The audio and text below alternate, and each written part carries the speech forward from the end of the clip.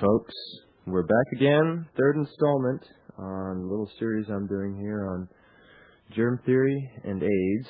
Tonight's topic, we are going to begin with AIDS. Now, you even mention this word today and people get scared. Well, fear not, folks. Hopefully, after hearing tonight's show, you will be a lot less scared, and I'll have saved you a lot of trouble, a lot of anguish, and a lot of fear related to this hoax called AIDS. I'm going to draw heavily tonight again from the works of Dr. Bill Loeb, who has been telling America basically since 1984 that AIDS is not at all what it seems. His work, his seminal work on AIDS, a compendium that's about 50, 60 pages, has about 400 or 500 references in it. In fact, even more than that. It's one of the most well-documented pieces of scholarship I've ever seen. And I'm not going to bother to read you all those references, but I am going to read you some excerpts from that piece of work because after hearing it, I am sure you will change your opinion on this disease, this alleged disease called AIDS. I'm reading from the work of Dr. Bill Loeb. Multifactorial damage, not HIV. The percent of people theoretically exposed to the virus who subsequently develop AIDS is very small. It is about 1%. This fact and many other pieces of information strongly support the role of many cofactors contributing to immune suppression. With the immense number of cofactors already indicated, it is clear that AIDS cannot possibly be caused by HIV. However, the cofactor scenario cannot make as large profits for the medical pharmaceutical complex as does the HIV hypothesis, because their formula is HIV, medication, and death. Now, folks, cofactor simply refers to cofactors, other things involved in producing acquired immune deficiency syndrome outside of the virus. Thus, susceptibility, as defined as poor health, is the major factor in AIDS and not microbes. In a well-referenced work by Drs. Patrick Donovan and Herb Joyner-Bay, many obvious documented susceptibility factors are described, including many concurrent infections, antibiotic use, malnutrition, food tolerance, malabsorption syndrome, stress, smoking, and in parentheses, we see that Philip Morris is increasing the marketing of Marlboros to the gay community, lack of sleep and exercise, etc. This cofactor concept is supported by many in the area of AIDS research. For example, receiving any blood products, transfusions, protein factors, allergy shots, gamma globulin shots, protein hormones, etc. are specifically and dramatically immunosuppressive. Actually, immunosuppression is a synonym for poor health. While we cannot go into this in depth here, you must understand that the immune system is poorly understood by many in the healthcare field. The immune system is not a system, and it does not fight the bad guys, germs, cancer cells, etc. The immune system is actually a group of cells, white blood cells, and their associated organs, circulatory, lymphatic, and other systems. The actual job of the white blood cell is not the exciting, romantic, pentagon-like soldier function of fighting the enemy, as I had told you in one of the previous shows, folks, but is rather the boring, necessary job of building and maintaining your body. Thus, white cells are far more like janitors than a SWAT team. In the case of AIDS, you can discount another word as not accurately describing what is happening. We have established that AIDS is not acquired, and now we can tell you that AIDS is not an immunodeficiency, at least not until modern medicine treats it. The person diagnosed with AIDS actually has a hyperactive and competent immune system. Their immune system is very capable of producing all the necessary healing reactions, such as fever, swollen lymph nodes, high antibody titers, etc. These are all indications of an active immune system cleaning up toxic damage. Now remember what I mentioned on the last shows in the germ theory, folks. The disease is the cure. What modern medicine has labeled disease is your body in the process of eliminating toxins. And this is exactly what Bill Loeb is saying in reference to AIDS. These are all indications of an active immune system cleaning up toxic damage. When medicine, quote-unquote, treats that person, and or if that person continues a toxic, self-damaging lifestyle, then their health and their ability to heal is what actually becomes deficient. They are actually deficient in good health advice, something you unfortunately cannot get from modern medicine. AIDS is not transmitted. Of course, AIDS was claimed to be sexually transmitted. If you claim that a disease is specific to a certain sexual lifestyle, then you are saying that it is sexually transmitted. If one accused gays of having this quote-unquote new disease, then it was a gay sex that caused the disease. One of their proofs was that the men with AIDS had 1,100 sexual partners per lifetime, about 10 to 15 years, and their control group without AIDS had 500 sexual partners per lifetime. Therefore, sexual promiscuity caused the transmission of the disease, allegedly. But you have to ask an obvious question. If anyone sought out homosexual or heterosexual relationships in such numbers, averaging 2 different ones per week, and if each encounter involved drugs and medications, then they are obviously not having nourishing sex and do not have a healthy lifestyle. Having a malnourishing lifestyle has nothing to do with sexual preferences. Anyone can have a malnourishing lifestyle. All you have to do, and this is the consistent history in all AIDS persons, is eat poorly, use drugs, medications, have unloving, malnourishing sex, be medically treated for chronic ailments, have poor emotional, spiritual inputs, etc. So it's not the number of sexual partners you have, but rather how nourishing is your sex life. Remember that food and sex are the core of human nature, and both are necessary inputs for human health. In a good review article, a very astute gay observed that a very homophobic culture created, quote, a disease for which supposedly the cure is to go back to all the styles that were preached at us in the first place. Another offered proof was that anal sex was a factor, because sperm pumped into a rabbit's anus, which was an unnecessarily and horrible experiment, caused antibodies in their blood, and that could suppress immunity. Now, this typical example of bad science was, of course, poorly designed, with absolutely no controls, and I will have you know, ladies and gentlemen, that recent searches for HIV-1 in semen have proved absolutely fruitless. That's right, they cannot find HIV-1 in semen. Another supposed proof showed that a large percent of homosexuals showed antibodies to the alleged AIDS virus when anal intercourse was practiced. Now, once again, the bad science indicated in this report showed many other differences between the groups which could explain the disparity, and no controls were run. In any case, other studies showed no antibodies to sperm in AIDS patients and no correlation between promiscuity and positive AIDS antibodies. Ladies and gentlemen, I hope you remember the little piece I read you from Michael Crichton's Jurassic Park a couple of shows ago, because you're going to come to find, if you take the time to research the actual studies that have been done on AIDS, that there are a bunch of maybe well-intentioned scientists out there, maybe not, doing experiments to prove things that they want to prove and not doing objective science. And that's going to become more and more clear to you as I read on tonight. Getting back to Bill Hollab. Sexual transmission of AIDS has not been proven. Condoms have a relatively high rate of failure for preventing pregnancy, for which they were designed. And even if the virus was involved, condoms could not prevent transmission. And that's a fact you can check out in any of the research. They have already shown that the so-called AIDS virus exists in all body fluids, so they would have to outlaw all human contact. Now, it's common clinical knowledge when someone has suppressed immunity that all sorts of microorganisms and germs will grow on them, but they are not the cause. But rather, they are the consequence of immune depression. Believe it or not, they are there to help you. The issue over whether germs are causes or consequences of disease is very lengthy.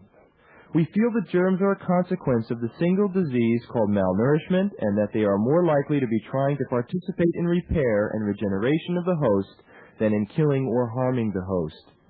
In any case, AIDS has a plethora of germs involved, and any one or more of them could be equally labeled the cause. Any germ would have sufficed as the, quote, cause of AIDS, but a new disease requires a new germ for new research money. And that is the crux of what we're talking about here, ladies and gentlemen. Thus, the 35 or so equally qualified germ candidates were passed over as a hunt for a new germ was and is subsidized. Opportunistic germs are supposedly those germs that proliferate in order to take over a host during an illness. Then, all germs could easily be considered opportunistic, including the AIDS virus. The alleged specificity of the HIV-1 infecting T cells and causing a decrease in helper suppressor T cells is also true for almost every other germ. Now, folks, if you ever have even come across anybody doing AIDS testing, the first thing they do is they give you an antibody test. And the next thing they do is give you a T-cell count. Now listen to what we're saying here, folks. All the research that we are showing here, and it has come across me, and it has come across through the work that Bill Holland has done, any germ, practically, will show a T-cell decrease. That is true for most germs. A low T-cell count, which is one of the corollary symptoms that we find for AIDS, is nonsense. It can be caused by almost anything. Now, remember that many germs could do all the same things that are claimed for the so-called AIDS virus. They are the result and not the cause, according to the logic of Sutton's law. And let's remember, when Willie Sutton, the famous bank robber, was asked why he robbed banks, he replied, because that's where the money is. Quote, sick germs grow in sick people because that's where the ideal environment is. Now remember what I said about germs over the last couple of shows. Well germs grow in well people because that's where their ideal environment is.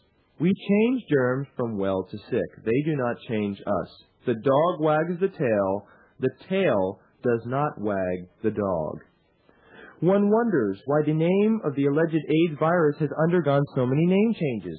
HIV-1 was known as HTLV-3, human T-cell leukemia virus, and as LAV, lymphadenopathy-associated virus, and was probably renamed because the American and French scientists continue to squabble over who, quote, owns the cause of AIDS. Because remember, there is great profit in owning this virus, as the great Gallo scandal has pointed out. To date, there is no evidence that the HIV-1 plays any role in the cause of AIDS. HIV-1 is found everywhere in the body. It has been found almost everywhere in the world. Its rate of infectivity is less than 1%. It has been around well before 1980 and may have been around for centuries or more. And remember that we all make our own viruses. Why has this one been picked upon as the alleged cause of AIDS?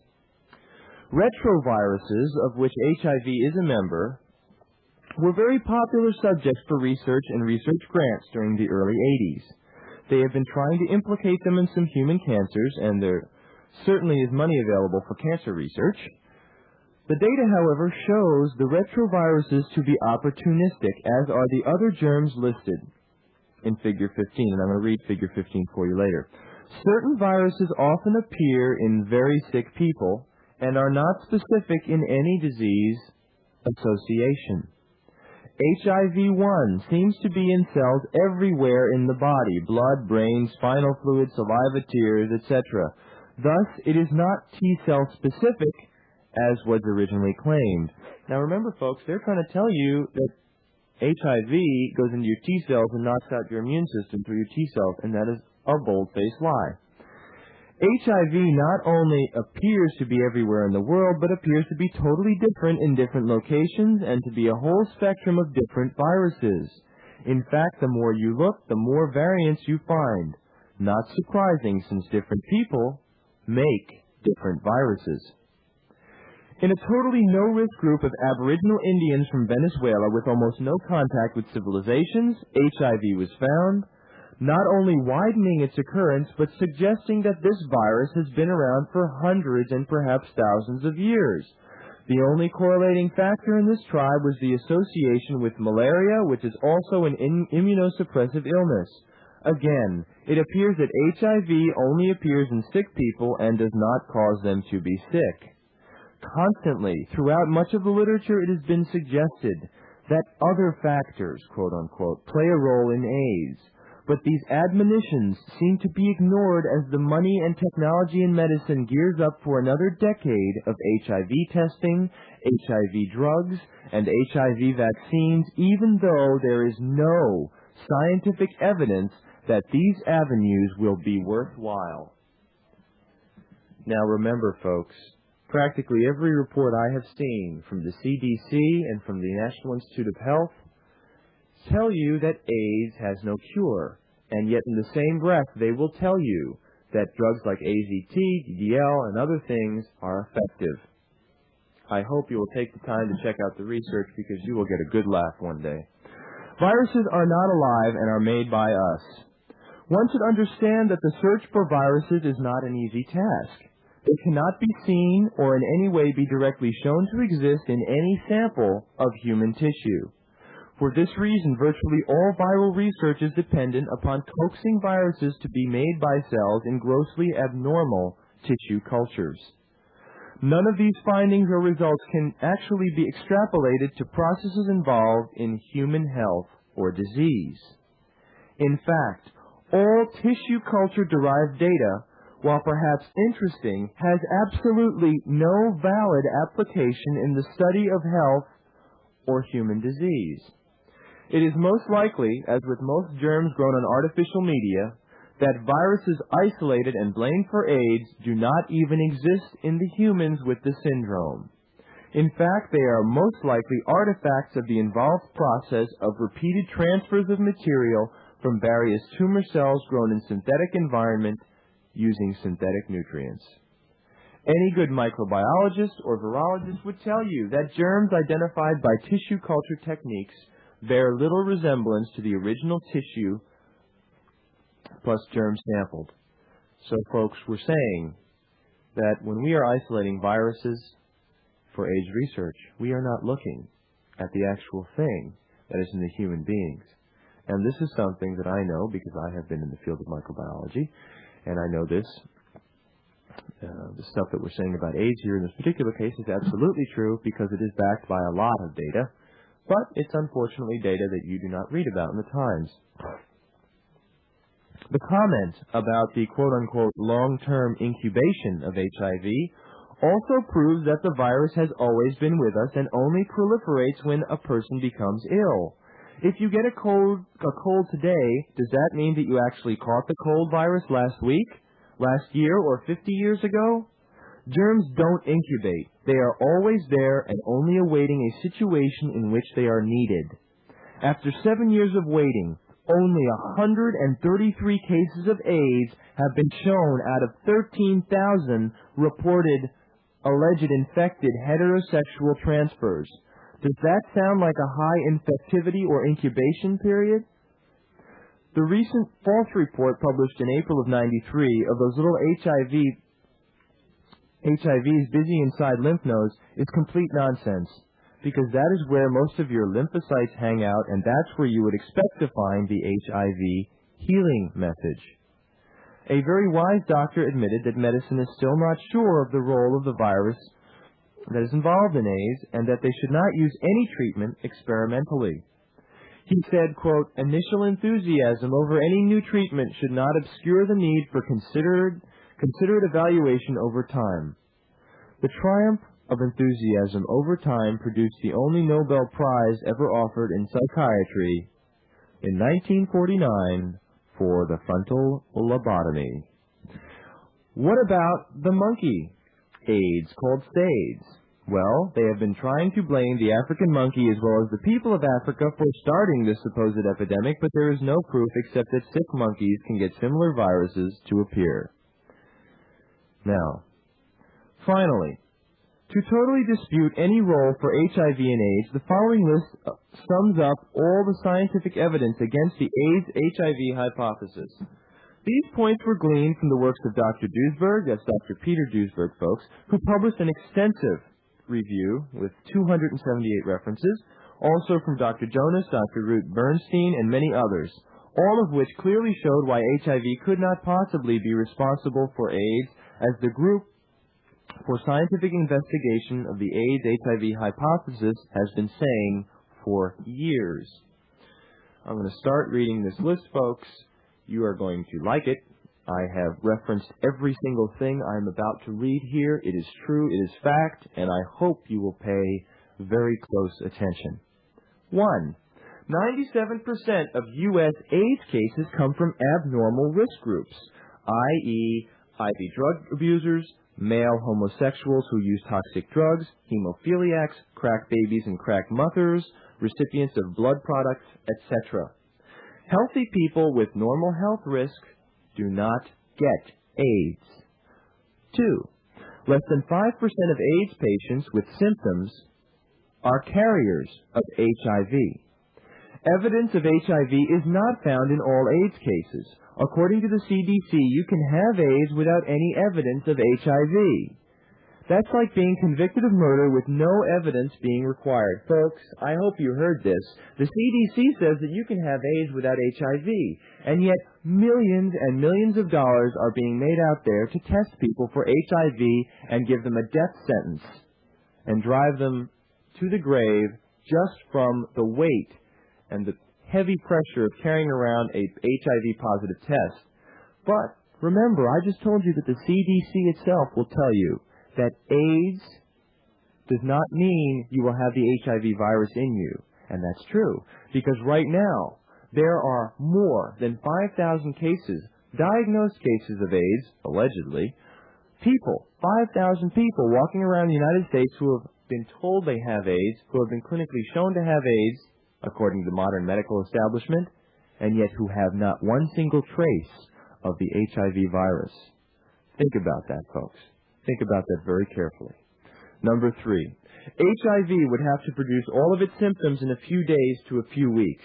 HIV has no genes to enable it to incubate for the alleged 10 or more years. 4, 91% of all AIDS victims are males. If sex transmission were actually occurring, then females should have the same rate of AIDS. Both pregnancy and other sexually transmitted diseases have been on the rise for the past 10 years. So women should be at least half of the AIDS cases, but they are not. 5. AIDS is equal to about 50 other diseases in its pathology and in its symptomology. Yet many of these diseases are not induced by immune deficiency. And we're talking about Kaposi sarcoma, lymphomas, wasting disease, dementia, and autoimmune illnesses. Nor are these diseases caused by microbes. And yet, the symptomology, the description of symptoms, which they call AIDS, is identical to these diseases, which, on the other hand, do not have any link to any microbes or any germ infection. 6. Most HIV-positive people remain healthy for 10 years and probably will live much longer. 7. Another interesting fact. Many Kaposi sarcoma and pneumocystis carinii pneumonia patients have no HIV in them. 8. The HIV-positive American male homosexuals have 20 times the risk of Kaposi sarcoma than all other risk groups. This suggests additional toxic factors. Okay, folks, we're going to take a break here. Let Bill take his break, and we'll be back in a few minutes. Okay, back to this amazing little list. Number 9. Even when dying of AIDS, the HIV test can be negative. And since HIV is present in about 1 of every 10,000 T cells, why are T cells still disappearing even after HIV is gone? 10. Since you produce antibodies to HIV, how could you get sick after establishing your immunity? Many have classic immunity with antibodies and no HIV. Now, understand this, ladies and gentlemen. This is one of my favorites. We have set up most of the current AIDS tests to test for the antibody. Now, usually, if you know any basic biology, when you have an antibody, it means your body is already fighting the disease. So, when we are shown to have antibodies to HIV, how could you get sick after having established your immunity? It's the same scam as we talked about with vaccines. Now, again, let me read this part. Many people have classic immunity with antibodies and no HIV. Now, think about that. 11. Chimpanzees and accidentally inoculated healthcare workers, some 20,000, have not developed AIDS. Folks, that's documented fact. I'll bet you didn't know that. 12. Why are there significant geographical differences? In Europe and the U.S., most cases are homosexuals. In Africa and South America, most cases are heterosexual. How does the HIV know what sexual preference people have? How could the alleged modes of transmission be so widely different from culture to culture? 13. Also, people in different risk groups and different countries get different symptoms. In the U.S., we see pneumocystis carinii pneumonia, Kaposi sarcoma, and candidiasis. In Africa, we see slim disease, fever, diarrhea, and TB, even though pneumocystis carinii pneumonia and candida is found in all people.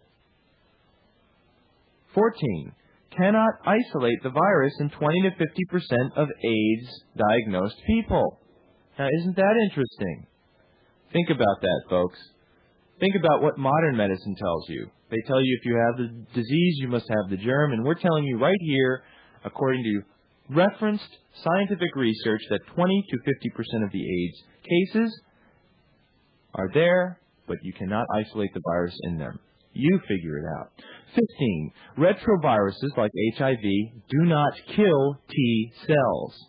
In fact, they promote cell growth and proliferation of T cells. Even in tissue culture, T cells can produce prodigious numbers of HIV, far more than possible in any AIDS patient, and the T cells are never harmed. Let me read that to you again, because you have been told that AIDS is out there destroying your T lymphocytes. That it's the crux of what AIDS is doing, and that's why you developed some kind of alleged immune suppression. Listen. Retroviruses like HIV do not kill T cells. In fact, they promote cell growth and proliferation of T cells. Even in tissue culture, T cells can produce prodigious numbers of HIV, and the T cells are never harmed. 16. There are no AIDS cases where HIV presence is the only immunosuppressive factor. In fact, all AIDS cases have one or more known causes of immunodeficiency, including exposure to blood transfusions, excessive exposure to semen, excessive use of addictive recreational drugs, chronic or high doses of antibiotics, antivirals, antiparasitic agents, anti-inflammatories, anesthetics, opiate analgesics, antidepressants, surgical trauma, injury trauma, multiple recurrent viral diagnoses, malnutrition, lymphocytotoxic autoimmunity, etc.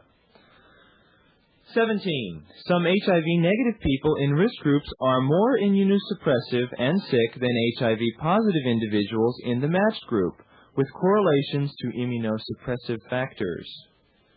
So, folks, the correlation with the symptoms listed under the umbrella of acquired immune deficiency syndrome are more correlated to these risk factors that I just read a few seconds ago than to the HIV virus. 18. Prior immunosuppression needs to be present to lead to HIV positive, meaning that an unhealthy state is a prerequisite, what used to be called lack of resistance or increased susceptibility. 19. Many cases of AIDS, by all criteria of the CDC, are HIV negative. That's my favorite. I hope you'll think about that one carefully, folks. 20. HIV is supposed to be new, but many confirmed clinical cases can be identified going back to the 19th century and earlier to the 16th century. 21. Female prostitutes who are drug abusers have a high incidence of HIV-positive diagnoses, yet prostitutes who are not drug abusers show almost zero incidence of HIV-positive, indicating non-sexually transmitted factors. Over 85% of all AIDS cases involve drug abuse. Now, folks, that doesn't just mean it's from people injecting and it's spread by the blood, because I've already shown you that that's nonsense. The drug abuse is the key. That is an immunosuppressive factor. Remember, germs don't cause disease. The disease causes germs. 22. You can find HIV in only about 10 to 30% of HIV-positive gay men. So how could it be transmitted by sperm as once alleged? 23. Many people revert from HIV-positive to HIV-negative and remain healthy. And this again suggests other multiple factors. I'll bet you didn't know that, folks. Well, I know some of these people personally. 24. Every AIDS case shows positive tests for autoimmune reactions, indicating significant tissue breakdown caused by toxic and malnourishing exposures. Symptoms correlate with chronic autoimmune diseases, not infectious diseases. Symptoms correlate with chronic autoimmune diseases, not infectious diseases. Now, what this means, folks, is that AIDS is not an infectious disease. It is something, an umbrella of symptoms that correlate highly with a number of different factors that are linked to immunosuppression. But it has nothing to do with HIV, and it has nothing to do with an infectious disease that is, quote-unquote, spread.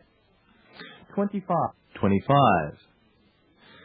There exist more than 800 HIV-negative immunodeficiencies and AIDS-defining diseases in all major American and European AIDS risk groups.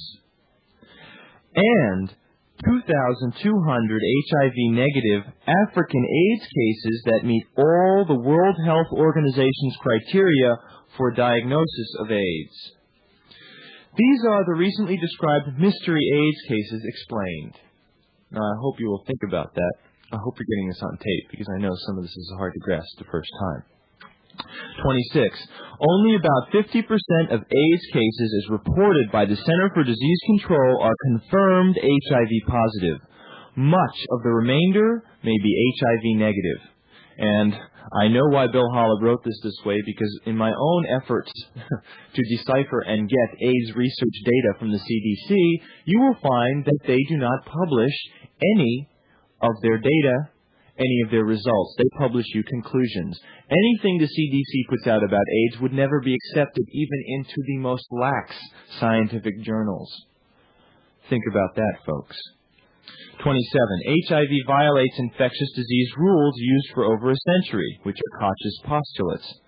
Because no viral traces can be found in many AIDS patients, and one of the basic tenets of Koch's postulate is that if you have the disease, you must have the germ. And that is simply not the case in AIDS, and, believe it or not the case in almost every example of alleged infectious diseases. 28. HIV isolation is completely artificial, and it bears no resemblance to the systems of a living human being. You cannot even find the virus in most AIDS cases. 29. HIV infects a very small number of T cells, which is about 1 in 10,000, and it has no capacity to destroy any of them. They would be replaced faster than they would be lost. Retroviruses are not cytocidal, which means they do not kill cells, and they actually promote cell growth. Now remember, everyone out there is telling you that AIDS is a retrovirus and that it is killing your T lymphocytes, and that's why you get suppressed immunity. Well, it's all nonsense. 30. There are two viruses claimed to cause AIDS, HIV-1 and HIV-2, which have a 60% different structure. Rapid evolution of multiple viruses causing the same disease are highly improbable. These works and others cast serious doubt on whether HIV can indeed kill lymphocytes and suppress immunity. Yet almost everyone in America believes that HIV is the cause of AIDS. Why? It is a simple use of propaganda phrases, slogans, and the media. As in Hitler's Germany, it was realized that if you repeat a lie loud and often enough, people will eventually believe it. This is what has happened in America today, and it is called advertising or brainwashing. So if you keep listening to the mass media, you will chant HIV equals AIDS over and over in your mind like Winston tastes good like a cigarette should, along with many other slogans. There is an interesting alternate hypothesis for viral action in disease states.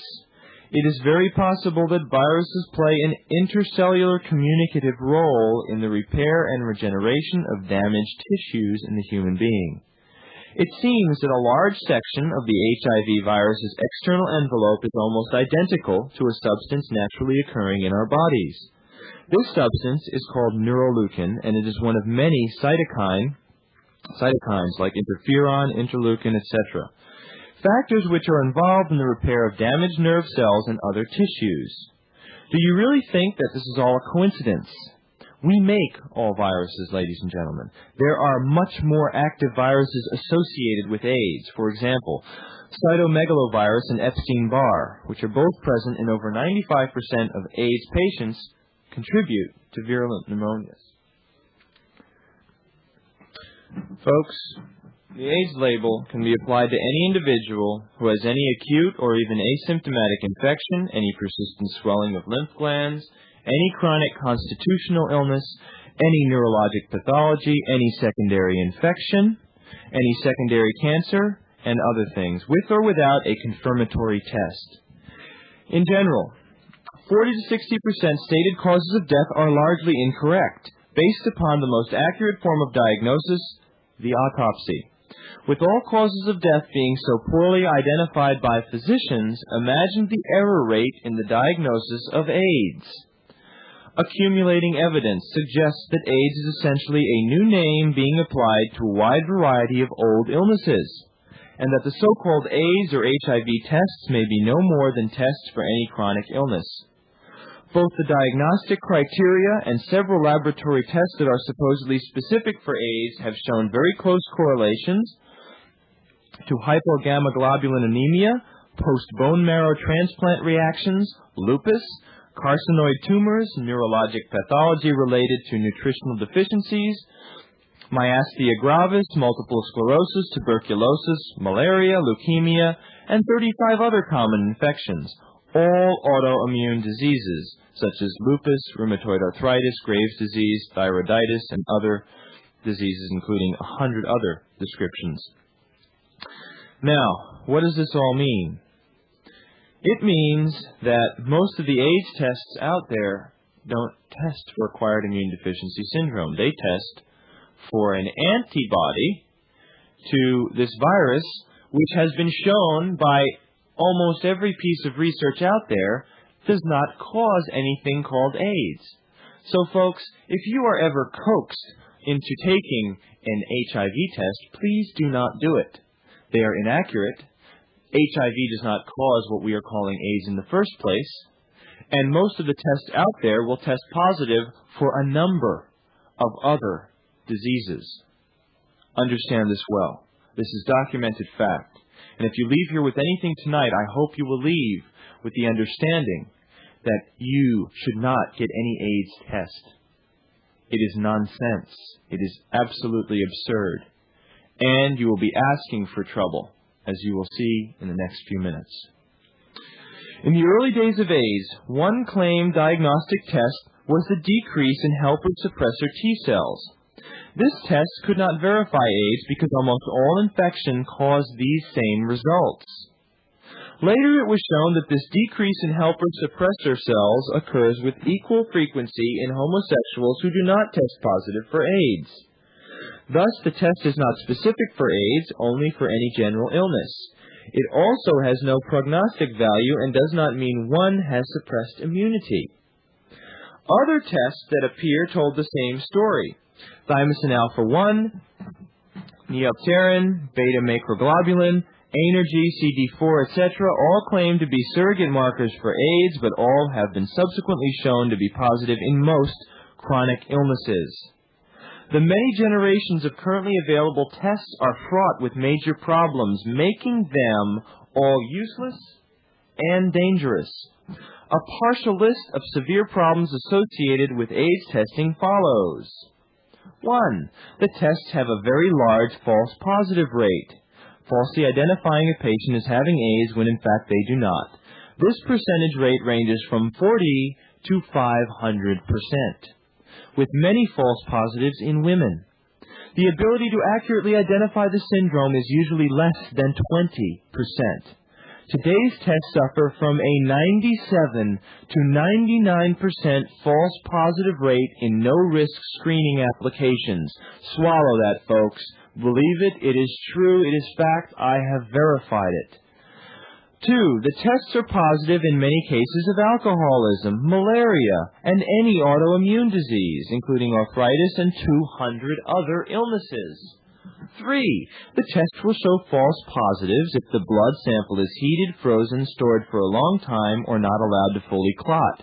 In fact, 95% who test positive have absolutely no virus present. I hope you are all getting pissed off out there, folks, and I hope if any of you out there have ever gotten any kind of HIV test that you are fuming right now, because you have been totally fooled.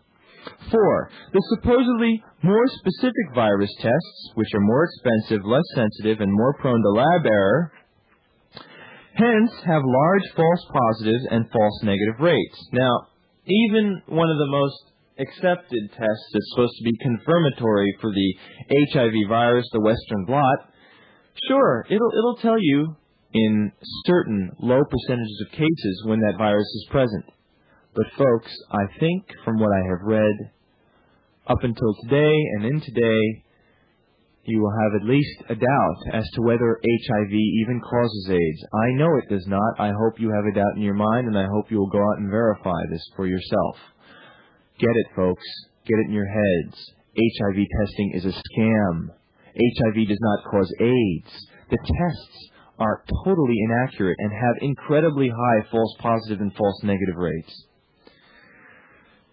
There's a little section here that Bill Hollab did showing that if HIV is present in about 1 per 1,000 people, and it's nowhere near this, by the way, and let's say that a test claims 98% reliability to identify the HIV virus, and again, there's not one test that is this high, this means that the test misses 2% of HIV-positive people and falsely identifies 2% as having HIV positive. Now, you take this test.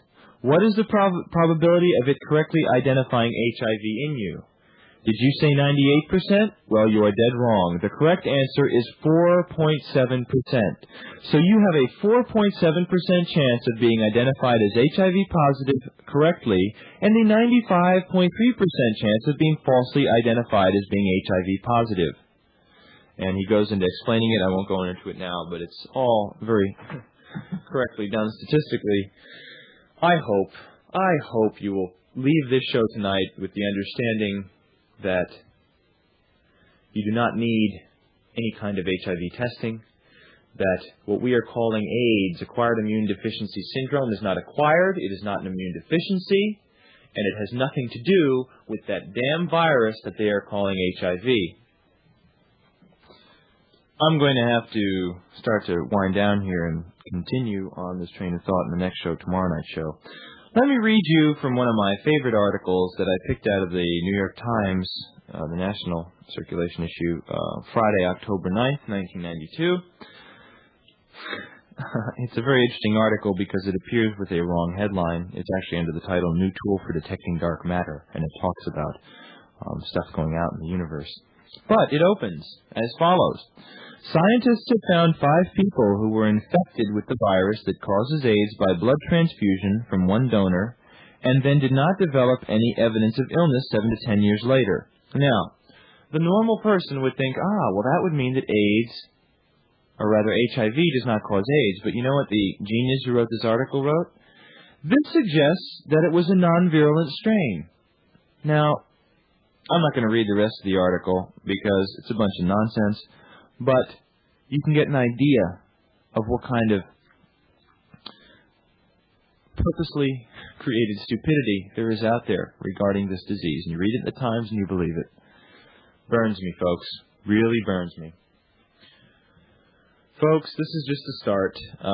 Tomorrow night's show, I'm going to bring you up into the present moment with information relating to what is really going on in Africa, what is going on with the alleged cases of women developing AIDS and the cases of children. And I am going to read you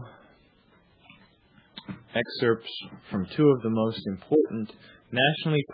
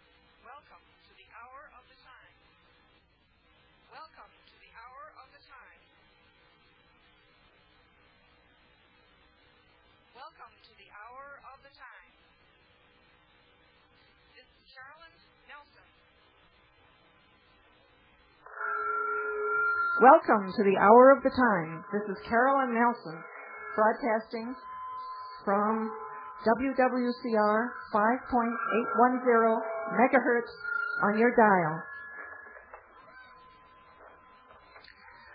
Well, I left New Hampshire on March 8th, 1993, to travel across the country talking to people about our Constitution and the problems that we're having facing losing our country. I'm going to read you from one of the Bill of Rights. You can guess the number. Remember, there were 12 proposed amendments. 10 of them were ratified, effective December 15th, 1791. Congress shall make no law respecting an establishment of religion or prohibiting the free exercise thereof, or abridging the freedom of speech or of the press, or the right of the people to peaceably assemble and to petition the government for a redress of grievances. I've had a few people calling in, and in relation to the freedom of the press, you can call 1-716-876-7333 for more information about the problems in Canada and the freedom of the press in America. I was going to read another amendment today about money. You know, we've been hearing from Craig Smith on the new program that started tonight at 6 p.m. Central Time called Trends, T-R-E-N-Z. Be sure to tune in and listen and learn more about money and the history of money. Tonight we're going to hear from Alex Loglia again. He will present his fourth episode of the series on germ theory. This will be the second tape about AIDS. I remember when I was working on Roosevelt Island in New York City, in the early 80s, there were about 400 or 600 cases of AIDS, and I used to wonder, why in the world don't they quarantine these unfortunate few who already have AIDS and tackle the problem that way? But no one did. And now it's of epidemic quality. However, Alex Loglia is telling us a little different point of view. You can write to him at 217 East 85th Street, Suite 246, New York, New York, 10028. We'll repeat that later.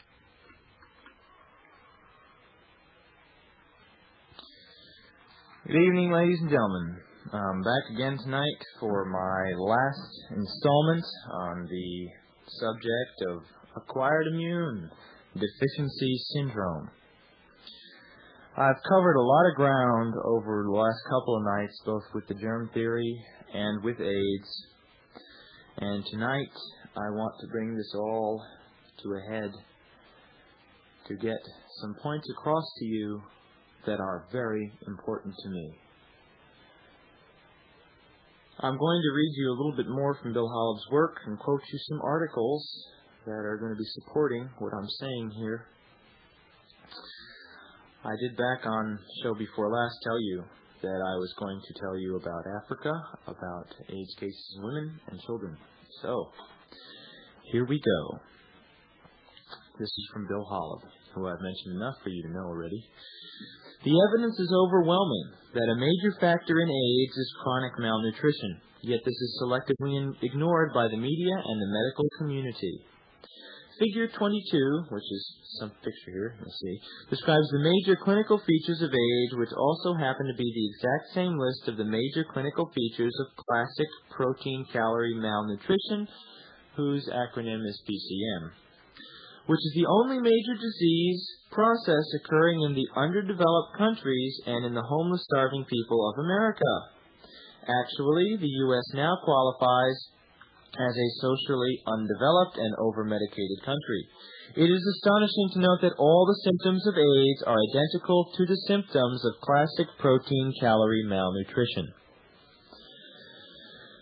With regard to transfusions, the situation is similar. Transfusions like immunizations or the introduction into the body of foreign proteins is a very potent immune challenge. If this immune challenge is given to someone ill, malnourished, etc., then rapid immunosuppression follows, and remember what I told you in my show about vaccinations.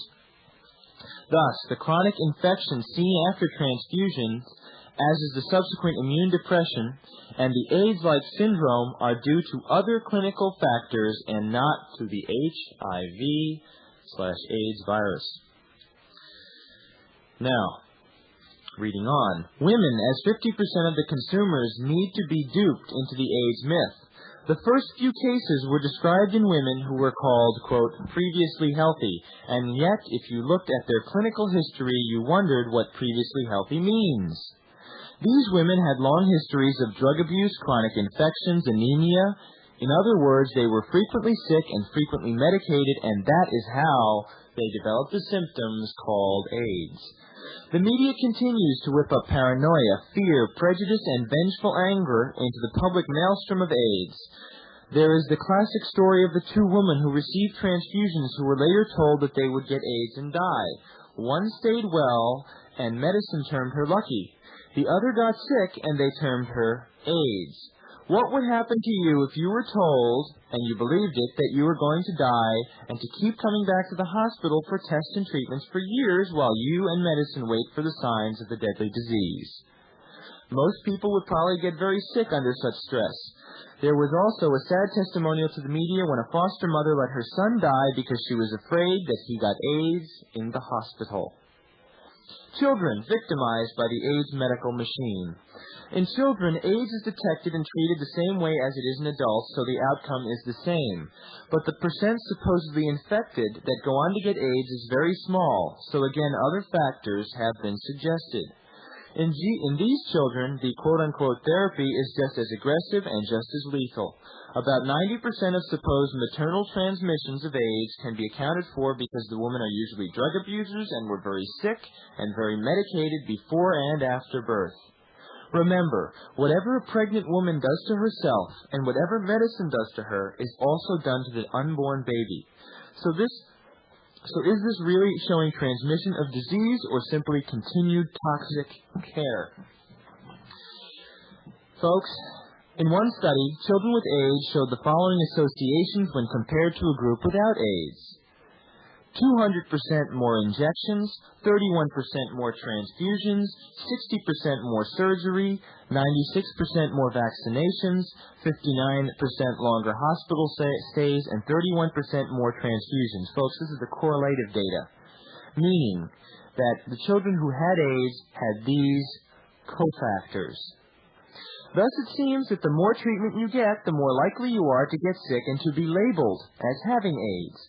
The media has put false fear into the public by saying that breastfeeding transmits AIDS, even though the one quoted case had no evidence to show of any transmission. We presume that the infant formula companies will love this propaganda.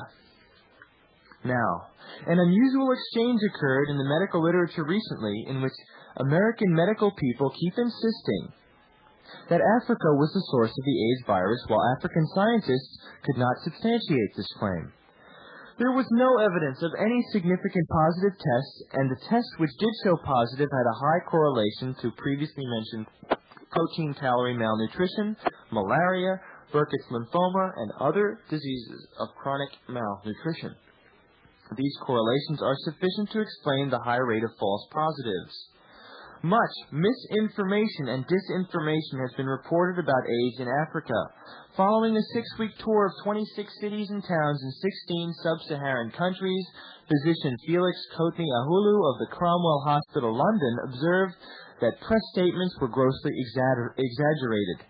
He found, quote, "Uppermost in the minds of intelligent Africans and Europeans was the question, why do the world's media appear to have conspired with some scientists to become so gratuitously extravagant with the untruth?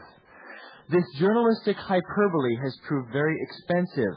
Africans overseas have experienced racial abuse, tourism has unjustly suffered, and tension seems to have developed between white doctors working in Africa. Many whites with a fund of goodwill for Africa feel even more strongly than I do about the effect of the world's media on that continent. Africa's only really endemic diseases are malnutrition, environmental degradation, social-political wars, poverty, poor hygiene, and unhealthy sexual practices. Africa has the highest percent of the population suffering from chronic malnutrition. That is about 168 million people, which is 33% compared to the Far East of 19%, Latin America 13%, and the Near East 12%. Of course, if our government were honest with us, our country would be right up there with the worst. The black African prejudice concerning AIDS may be shifting to the black American as race becomes an issue. Witness a report claiming to find new abnormal facial features in children born to mothers tested positive for AIDS. The report was subsequently shown to be false because the investigators did not realize that features such as flat nasal bridge, prominent forehead, prominent lips, and slanted eyes are observed with a certain degree of frequency in normal black and Hispanic children and could hardly be considered abnormal. Folks, I hope that gives you some idea of what's going on here. The only real reason that we may be seeing AIDS in Africa, aside from what I have just read, is smallpox vaccination programs that were there a while back. Now, some of the more radical people out there will tell you that the smallpox vaccinations were actually either laced with AIDS or were precursors of AIDS, and personally, from the data I've seen, it's nonsense. And from the data I have seen, and the work I've done with vaccinations, you do not even need a killer virus to be put into these vaccines to create these kind of immunosuppressive problems and symptoms. Folks, like I said on my vaccination show, vaccinations alone are enough to produce all the immunosuppressive symptoms in people years after they've received the vaccination. That's fact. I don't know anybody who will argue that with you after they see the data. Now, also from some of the data that my friend Bill Loeb has put together, first-year profits and sales for AIDS tests. Let me just read you the company names and the profits they've made and the first-year sales. Electronucleonics, $56.9 million sales in AIDS tests. Baxter Travenol, $1.8 billion. Abbott Laboratories, $3.1 billion. Centocor, $10.9 million. This is all first-year sales figures for companies that produce AIDS tests. Now, Bill Loeb also has some fantastic data, which I can't really go into in detail. But suffice it to say, through careful statistical analysis, he has shown dozens of other diseases that have been renamed as AIDS, and shown you the number of lost cases of those diseases that have been renamed as AIDS. I'm looking right at it. It's a little bit too complicated of a chart to read to you. But suffice it to say, folks, the data is here. It has been published. It exists. It is documented. It is very carefully referenced. Some other stuff here that I can read to you, which is interesting. Other disease states of which can now also be renamed or reclassified as AIDS. And this is from data from the Center for Disease Control. Listen to what they are calling AIDS now, folks. Tuberculosis, salmonella, any mycobacterial disease, reticulosarcoma, any malignant lymphoma, any encephalopathy, any dementia, any weight loss, diarrhea, malnutrition, any recurrent or multiple bacterial infections, candidiasis, cryptococcosis, cytomegalovirus disease, herpes simplex disease, Kaposi sarcoma, lymphoma of the brain, lymphoid, interstitial pneumonia, Mycobacterium avium complex. I'm not going to go on. I hope you get the picture. I really hope you get the picture, folks. Let me read a little bit from an article from February 5th Times of this year of 1993. It's titled, Epidemic of AIDS in Africa, a Tragic Myth. And that, again, that's the London Sunday Times. And this is by Neville Hodgkins. I'm just going to read you some of the stuff I've underlined just for fun. Africa is not in the grip of an AIDS epidemic, and false assertions that the continent is being devastated by HIV are leading to a tragic diversion of resources from genuine medical needs. Some of the heretics even maintain there is no evidence of a new sexually transmitted disease in Africa.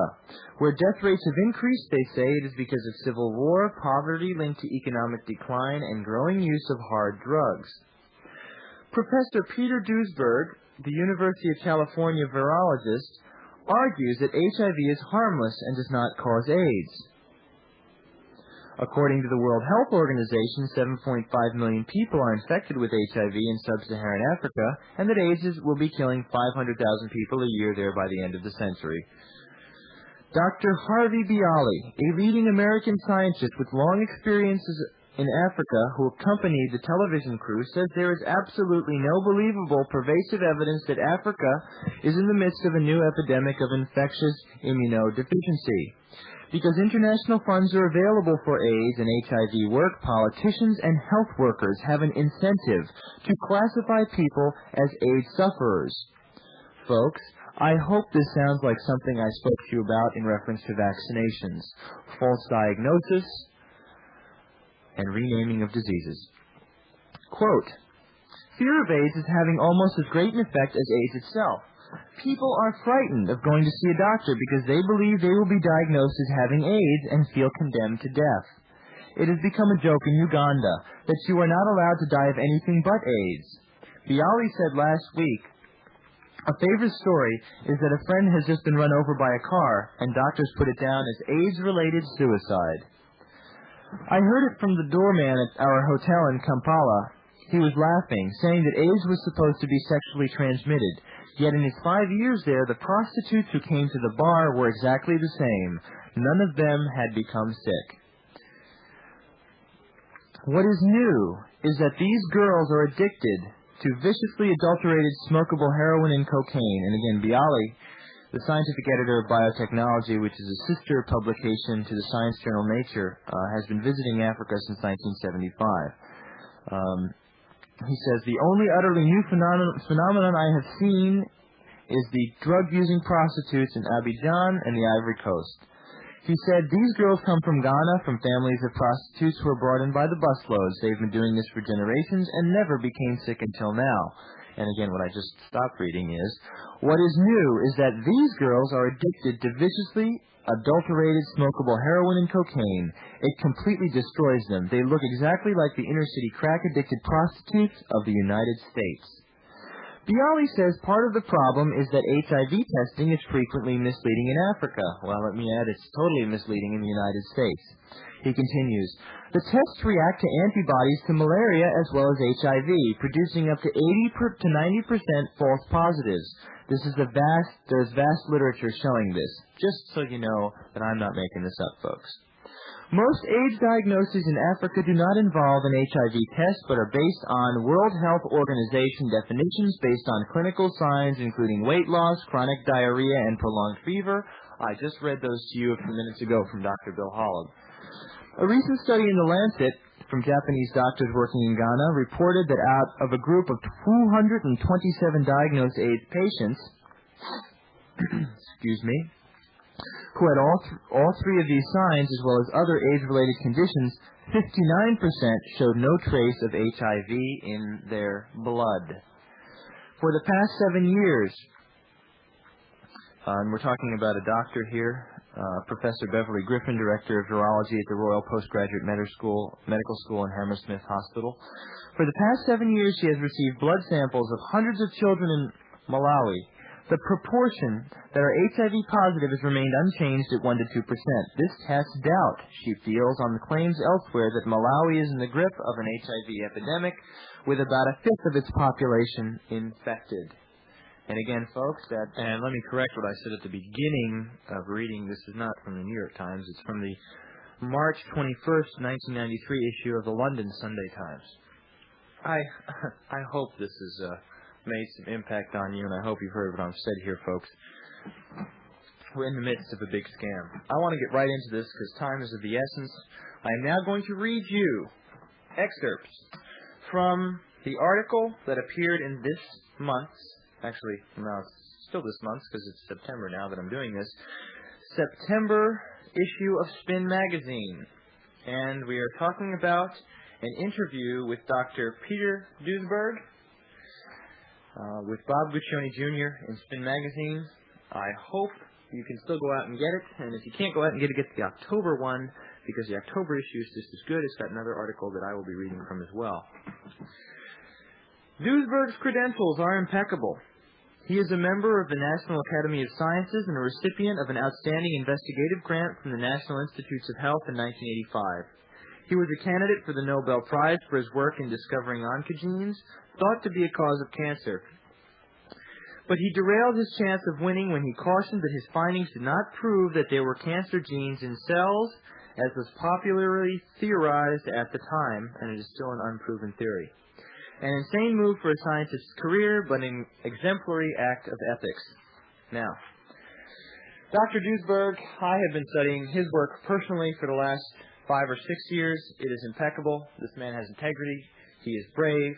He is not out there trying to find research money. And here's what he has to say about AIDS in an interview with Bob Guccione Jr. in September's Spin Magazine, starting on page 96. Spin. Why do you think HIV doesn't cause AIDS? Duesberg. Every virus I've seen gets its job done by killing a cell at a time, and when it is killed enough, you get sick. HIV is said to be responsible for the loss of T cells, which are the immune system. Now, in every AIDS patient studied so far, there is never more than, on average, 1 in 1,000 cells infected by HIV. How many cells in 1,000 would another virus infect, for instance, a flu virus? If it would cause flu, then 30% of your lung cells are ruined by the virus, the lining is gone or infected. If you have hepatitis, almost every single cell in your liver is infected. Spin. A lot of very bright scientists are working in AIDS, and they don't have all the dubious agendas, and they must have asked themselves the same questions. If HIV doesn't kill a lot of cells, why is it widely believed to be the cause of AIDS? Duesberg, by assigning it all these unprecedented, paradoxical properties that no other virus ever had. They say it can kill cells indirectly or can induce something called autoimmunity, which essentially is the virus sends out a trigger and the body is now convinced to commit suicide. Or they say there are cofactors, if you really press them hard on it. But what they are has yet to be determined. How feasible is the argument that HIV triggers autoimmunity? It is very implausible indeed.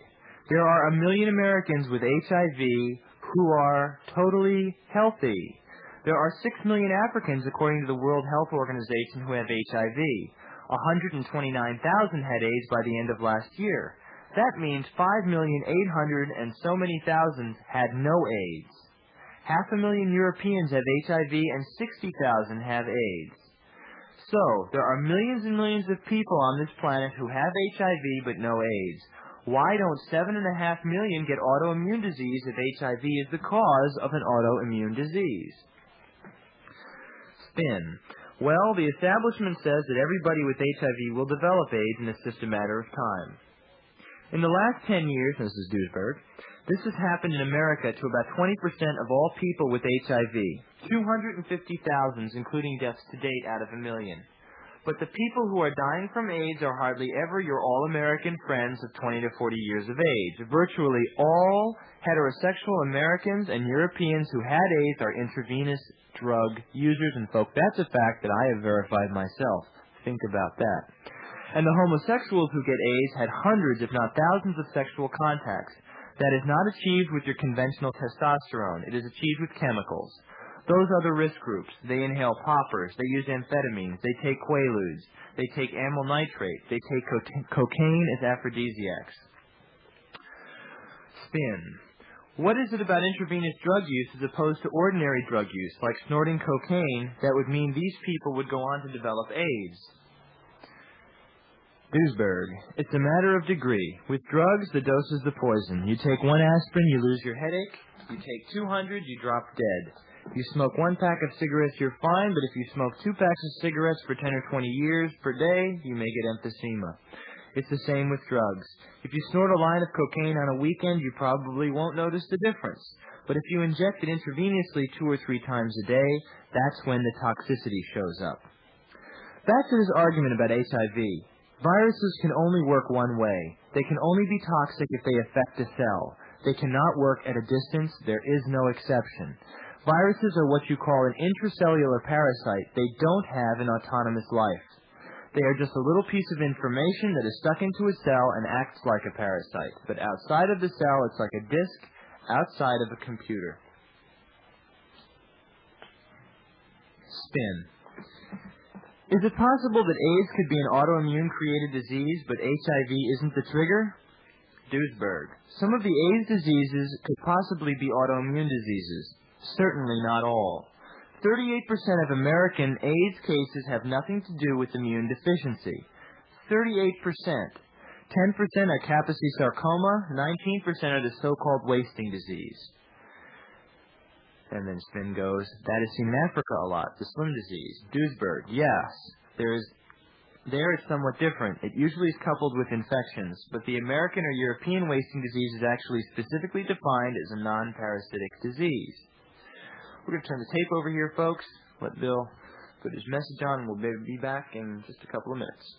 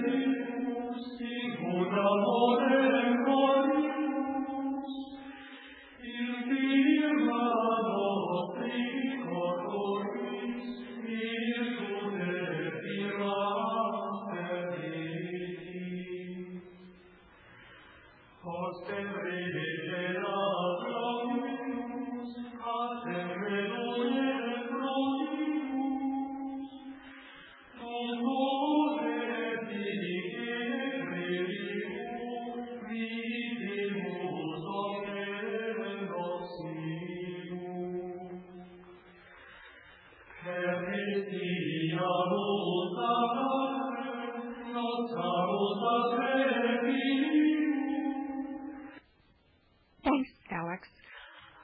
We'll continue to listen in just a moment.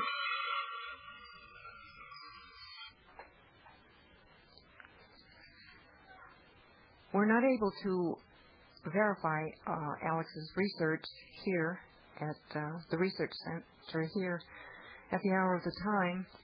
But I urge you to listen again to his tapes and research it yourself, because he really has something to say. I can remember the years when I was visiting my friends in Haiti from 83 to 85, just before the political coup. And the beginning talk about AIDS was blaming people from Africa, America, Haiti, everywhere. You just couldn't really put your finger on it. And again, we wonder why it wasn't a public health measure to quarantine a few people in the beginning before it picked up. Swiss American wants to hear from all of you. Call 1-800-BUY-COIN. Talk to Gene Miller. Ask him for information about how you can protect all the things that you've bought during the past many years that you've been working. Listen to the new program that comes on at 6 o'clock at night, every night now, 6 o'clock Central Time, called TRENZ, by the president of Swiss America Trading, the president and the owner of Swiss America Trading, Craig Smith. You can call me also anytime, 1-602-333-5174, for information about Gannett stock, Ready Reserve Foods, CAGI information, membership tapes, videos, etc. Call us. I want to extend my thanks to all the people who have called in and given information, and thank Pat for making a copy of the tape that we made together last night. We're going to return to Alex and hear the end of his presentation. If you have your pencil right there, remember you can write down Alex Loglia, Loglia, 217 East 85th Street, Suite 246, New York, New York, 10028.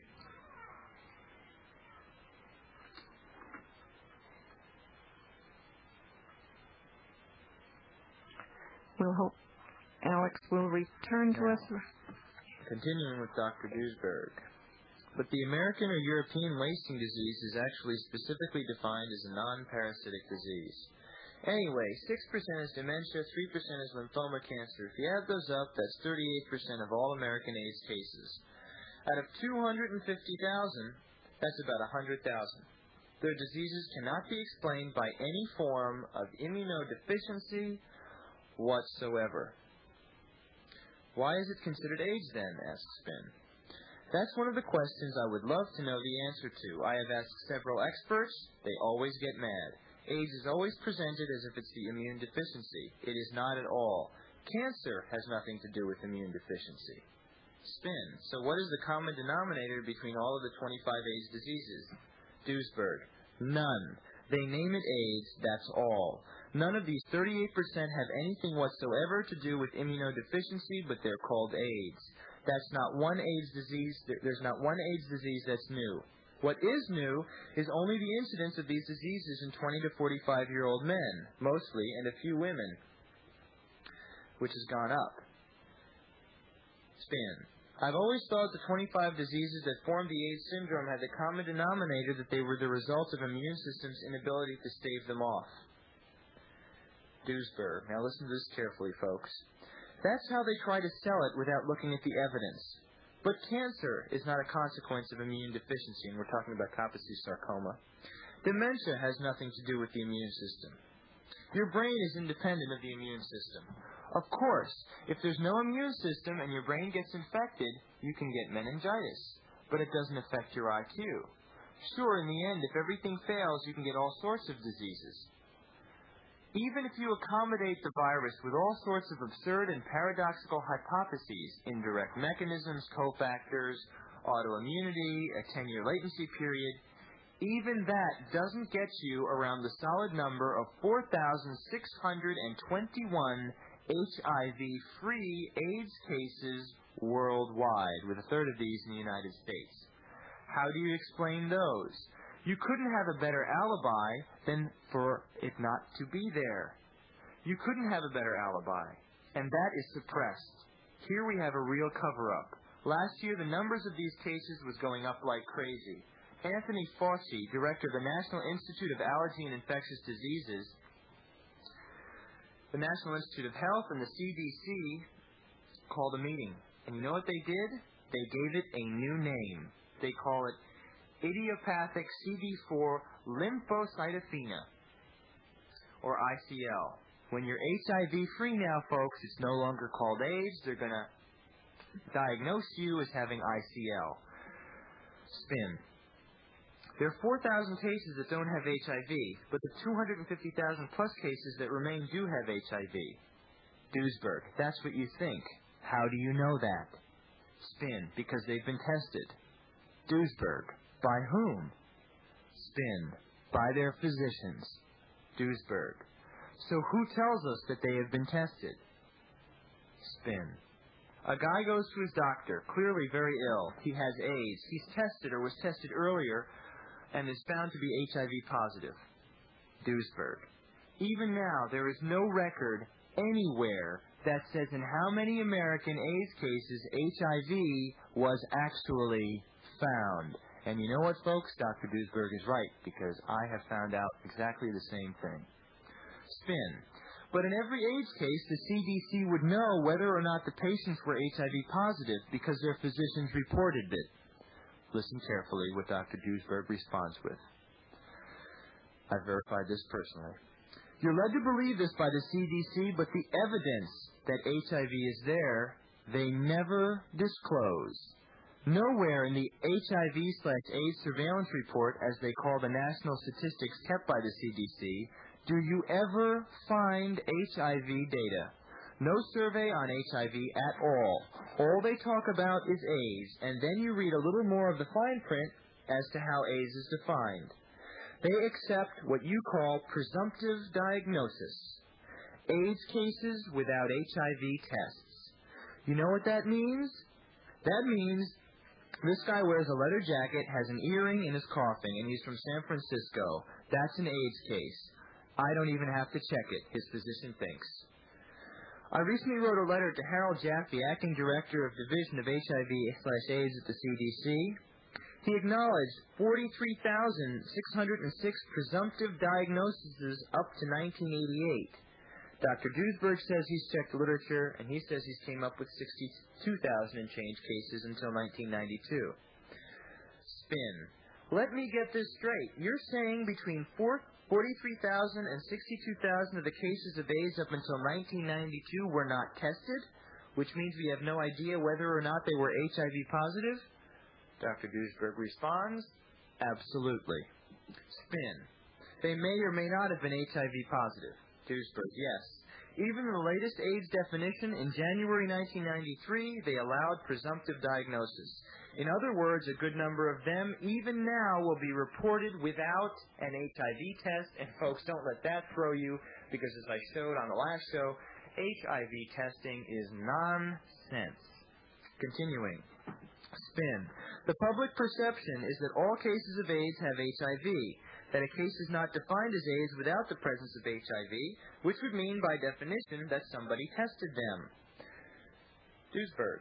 Most people assume, like you, that everyone with AIDS is positive, and that's not the end yet. We have what is called false positive antibody tests. They call them HIV tests. But you know what they're testing? The antibody can be there, and the virus could be long gone. I told you I wasn't making it up, folks. Spin. Additionally, there are cross-reactions, where the antibody might react, say, to malaria or arthritis, and that's mistaken for engaging HIV. Duisberg. Exactly. Or people vaccinated for the flu. Blood donors. 10 recently. 7 out of 10 were positive for HIV. Remember what I said, folks. Remember. There are many other diseases and reactions that will bring you a positive test for an HIV antibody, and most of the AIDS tests that are being used now, and even that shouldn't make you go out and want to get tested, because even if you find you have HIV, there are 5,000 people walking around in the world right now who have been diagnosed with AIDS and don't have a scratch of HIV in them. Now, Okay. Spin. Did they have the virus? Duesberg. No. Spin. How do we know they didn't have the virus? Duesberg responds. They were checked a half a year later, and the test was negative. There was no virus. Every year, 12 million blood donations are checked. The donors are treated preferentially. They don't want them to get the flu, so they give them a flu vaccine free. 7 out of 10 of those guys then tested after the flu vaccine turned out to be quote-unquote positive for HIV. They didn't have HIV. The flu vaccine cross-reacted with the HIV antibody. How often is the test false, asks Spin. Duesberg responds, the test can be wrong over 50% of the time. If you just repeat it, half of them fall out immediately. But if you look at a group of newly recruited soldiers, 1 in 100 test positive, and when you check them again, 1 in 1,000 remains positive. Spin, that's pretty incredible. That means only 1 out of every 10 that tested positive is actually positive. Duesberg, you see, that's the point. The idea that everybody who has AIDS is known to have HIV is far from the truth. There is a significant percentage who are totally untested, and the tests are often unconfirmed, and even if they are confirmed, they are only antibody tests. There are a number of people who even have a positive Western blot, the most reliable antibody test. But when you look for the virus, it is still not there. Folks, I hope you're paying attention. I hope you are paying attention. I hope you will not get conned into even bothering to go out and get an AIDS test. Moving on with the interview with Dr. Duesberg. In San Francisco, there are 3 people, false positives, who found out now that they have no HIV but were treated with AZT, which is designed to inhibit the virus. And AZT, as we all know, is extremely toxic. And they have AIDS now. They have pneumonia. They have pneumocystis, exactly like AIDS, and they have no virus. Spin. You presume it was because of AZT? Duesberg. That's what they're suing for. Spin. Explain why you have called AZT AIDS by prescription. Duesberg. It's AIDS by design. It was designed over 20 years ago as a chemotherapy. And chemotherapy is a rational but desperate treatment for cancer. The rationale is, let's kill all the growing cells for several weeks. The hope is, the cancer is going to be totally dead and you are only half dead and recover. Chemotherapy is a rough treatment. You lose your hair, you lose weight, you get pneumonia, you get immune deficiency, you literally get AIDS. You have nausea, you have all the AIDS symptoms because it's severe cellular intoxication. You kill a lot of good cells too. Often the treatment works, the cancer is indeed dead, and you survive and recover. Now you give that drug to somebody indefinitely, not just for 2 or 3 weeks, every 6 hours. Your HIV-positive person takes 250 milligrams of AZT. So they lose weight, they become anemic, they lose their white cells, they have nausea, they lose their muscles.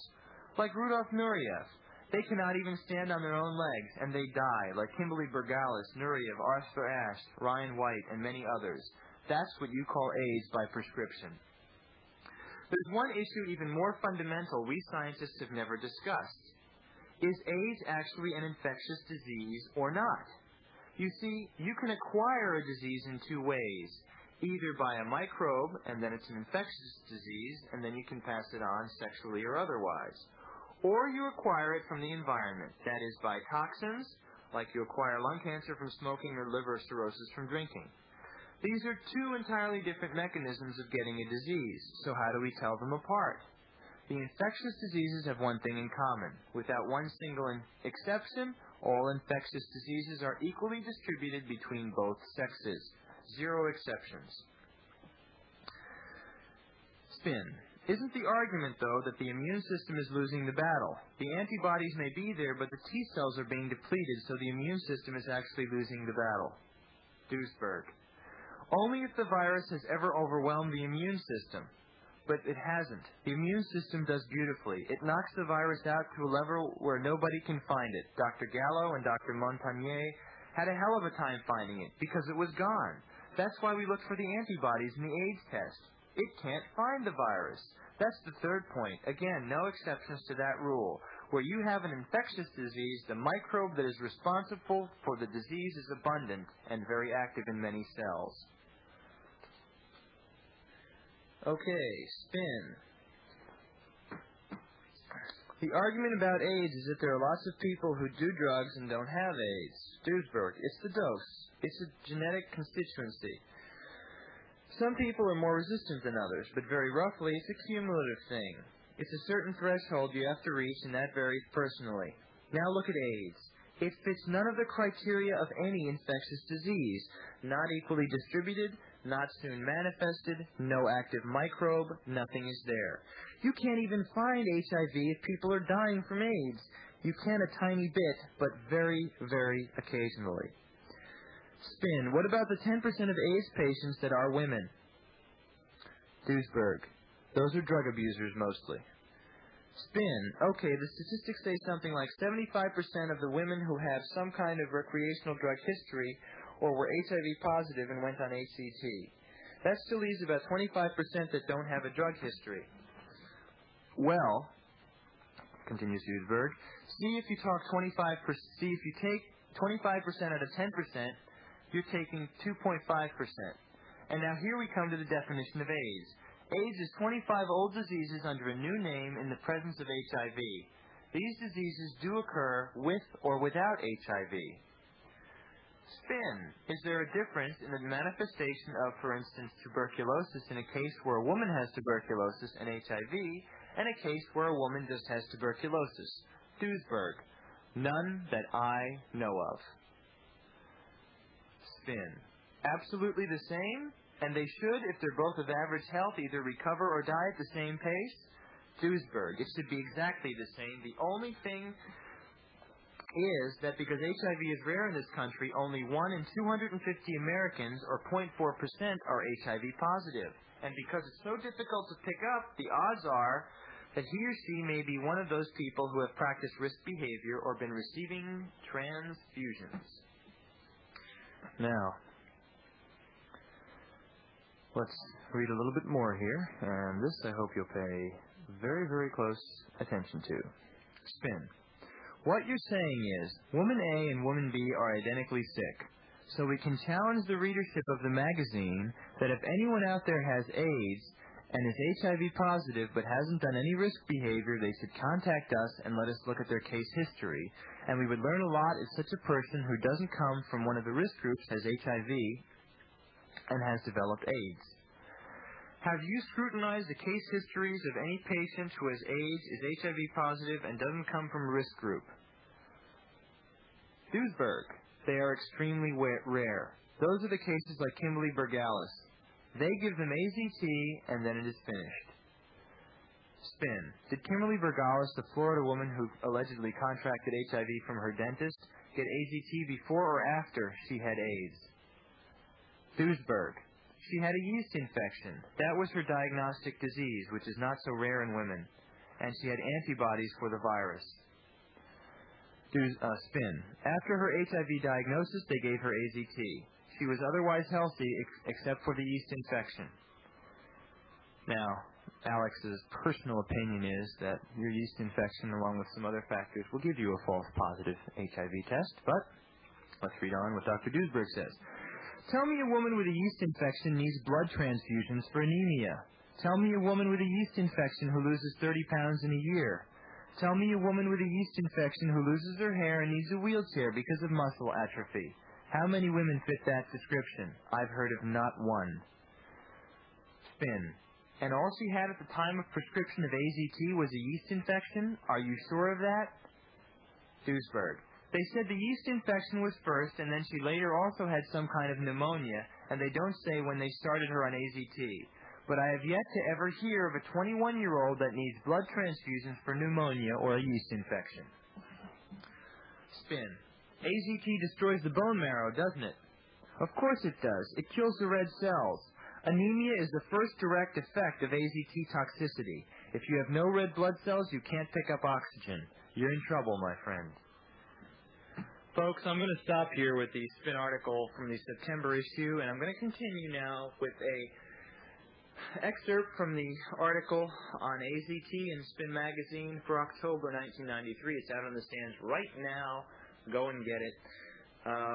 You'll definitely like it. It discusses a recent study that has just been done that has proven, finally, beyond a shadow of a doubt, that AZT is a killer drug, and that the original study, which was done to determine its efficacy, was done by the same company that produces the drug, which is Burroughs Wellcome.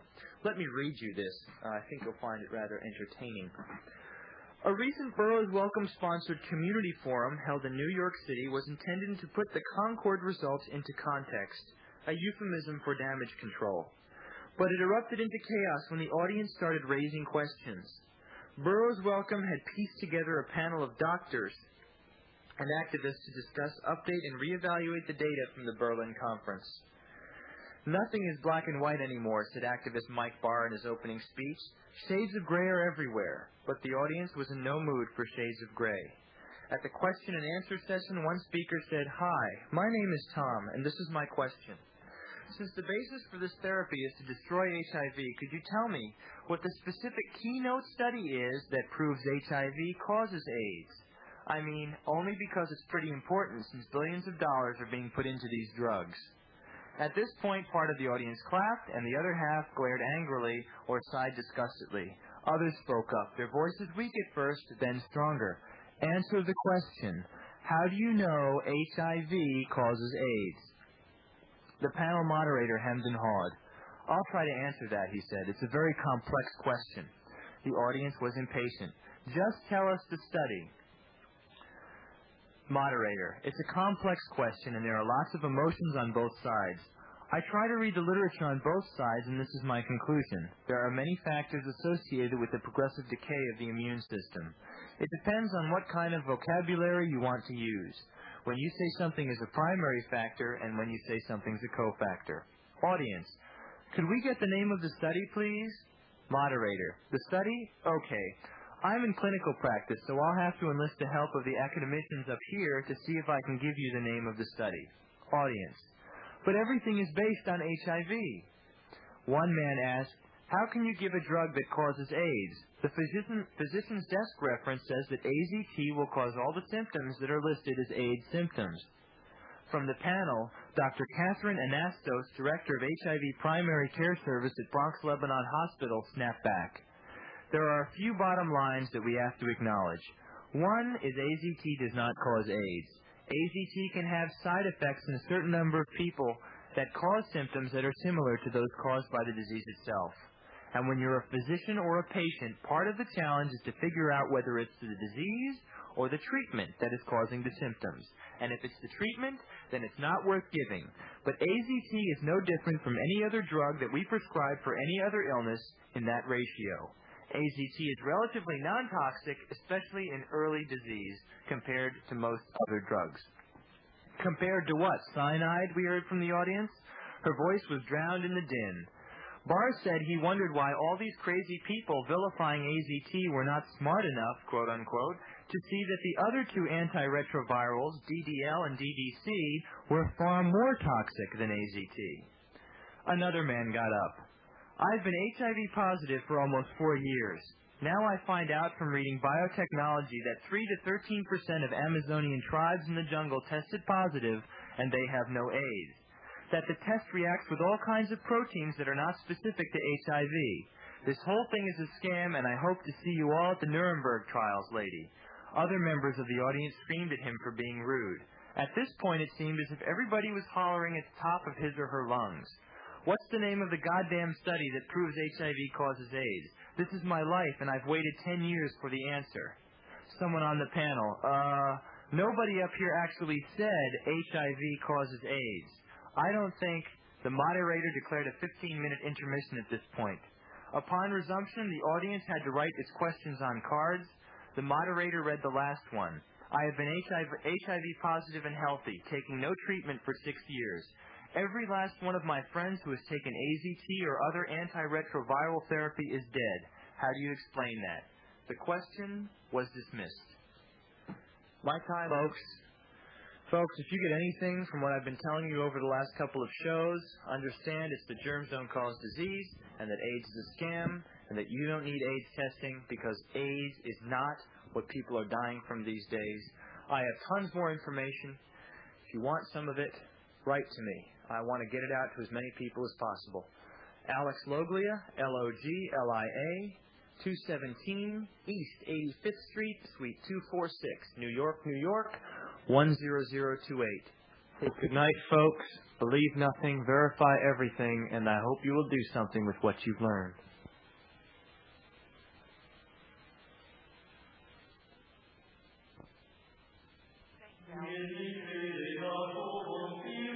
Thanks, Alex. We're glad you were with us for these 4 sessions, and we hope you hear from many, many people.